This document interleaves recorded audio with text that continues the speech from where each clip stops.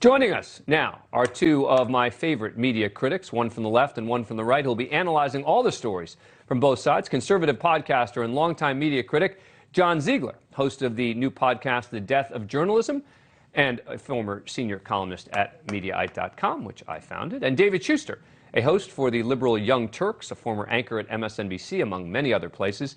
Thank you both so much for coming on the show. Appreciate it. All right, so David, let me start with you on this one.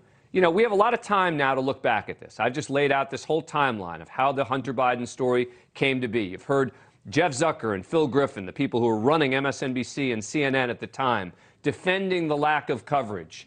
What do you make of it?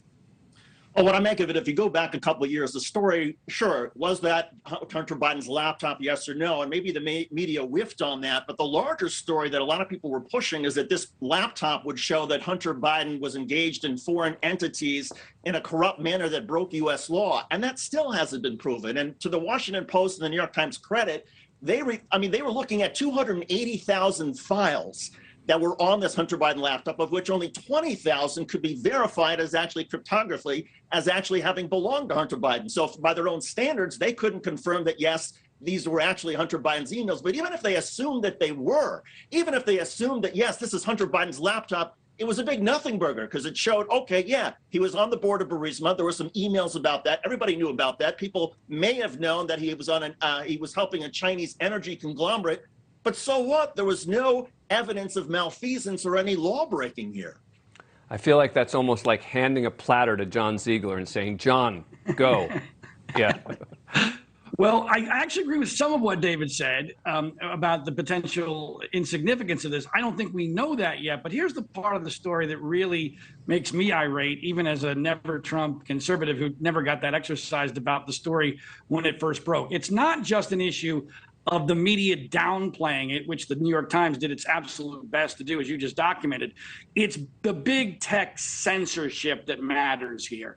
This was flat out censored, and that's a line in the United States of America that should only be crossed under the most extraordinary of circumstances, and this didn't come close to that in any way, shape, or form. And so let's make this relevant, not just to the today, but to the rest of this hour. This is the reason, Dan, that so many conservatives, especially Trump fans, have zero trust in the news media, and why when the news media tells them, for instance, hey, this election was fair, it wasn't stolen, they don't believe it because the media has no credibility because they squandered it on stories like this one. Yeah, and if there is anybody that can convince me to change my minds, I guarantee you it's John Ziegler, and I respect his argument. And to the extent that anybody, Facebook or social media, was eliminating people because they were reporting that Hunter Biden may have had a laptop that had some information about his business dealings that got stolen, if that's what they were squelching, then John is absolutely right. That is outrageous. But my recollection is that a lot of these clips, a lot of these stories were not just about the laptop. There were suggestions, insinuations that Hunter Biden had broken the law. And again, nobody had evidence of that then. They still don't have any evidence of that today. Well, the person who seems to be saying he has evidence is a guy named Tony Bobulinski, who I have invited on this show numerous times after he said he would go and do an interview anywhere. He was happy to answer the questions. I continue to offer that venue to him. To answer the questions in a fair way, because he's the key. Meaning, if you believe that Joe Biden in particular did something untoward, you have to believe Tony Bobulinski. And if you believe Hunter Biden, well, that's a different story, because that's a federal investigation that's ongoing, and we will stay on this story. David Shuster and John Ziegler, stay with us, because coming up, thank you for watching. Go to newsnationnow.com to find NewsNation on your cable provider. And don't forget to click the red subscribe button below to get more of NewsNation's fact-driven, unbiased coverage.